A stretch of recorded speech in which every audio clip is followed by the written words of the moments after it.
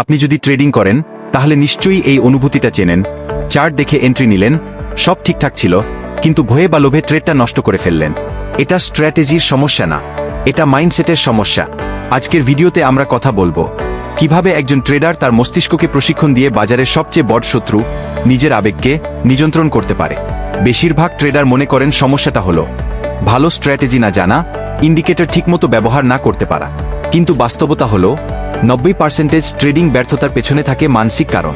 লাভের ট্রেড তাড়াতাড়ি ক্লোজ করে ফেলা, ভয়ে যে লাভ হারিয়ে যাবে, লস হওয়ার পর প্রতিশোধ নেওয়ার মানসিকতায় ইম্পালসিভ এন্ট্রি নেওয়া, একটানা কয়েকটা লসের পর নিজের স্ট্র্যাটেজির উপর বিশ্বাস হারিয়ে ফেলা, ওভার ট্রেডিং, দিনে অনেকগুলো ট্রেড নিয়ে ফেলা শুধু কিছু একটা করছি এই অনুভূতির জন্য।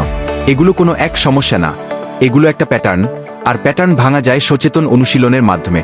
মানুষের মস্তিষ্ক ঝুঁকি আর অনিশ্চয়তা দেখলে সার্ভাইভাল মোডে চলে যায়। ট্রেডিং হলো পিউরি আনসার্টেইনটি। প্রতিটা ট্রেডের ফলাফল আপনি জানেন না, তাই আপনার মস্তিষ্ক প্রতিটা ট্রেডকে হুমকি হিসেবে দেখে, আর হুমকির মুখে সিদ্ধান্ত নিয়ে আবেগ দিয়ে, যুক্তি দিয়ে না। এখানেই আসে গ্রোথ মেনসেট বস ফাইস্ট মেনসেট এর ধারণা। ফাইস্ট মেনসেট ট্রেডার মনে করে আমি হয় ভালো ট্রেডার, না হলে খারাপ ট্রেডার। একটা লসের পরই সে নিজেকে ব্যর্থ ভাবতে শুরু করে। গ্রোথ মেনসেট ট্রেডার মনে করে প্রতিটা লস আমাকে ডেটা দিচ্ছে, আমি শিখছি। সে লসকে ব্যক্তিগতভাবে নেয় না। সফল ট্রেডাররা জেতে না কারণ তারা কখনো ভুল করে না, তারা জেতে কারণ তারা ভুলকে তথ্য হিসেবে ব্যবহার করে, শাস্তি হিসেবে না। 3টি মানসিক অনুশীলন। 1, প্রি ট্রেড চেকলিস্ট। প্রতিটা ট্রেড নেওয়ার আগে নিজেকে জিজ্ঞেস করুন, আমি কি প্ল্যান অনুযায়ী ট্রেড করছি নাকি আবেগের বসে? এই একটা প্রশ্ন ইম্পালসিভ এন্ট্রির 70% কমিয়ে দিতে পারে। 2, লস পরবর্তী কুলিং পিরিয়ড। একটা লস হওয়ার সাথে সাথে পরের ট্রেডে ঢুকে পড়বেন না। 15-30 মিনিট স্ক্রিন থেকে দূরে থাকুন।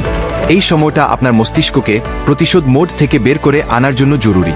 3, জার্নালে আবেগ ট্র্যাক করা।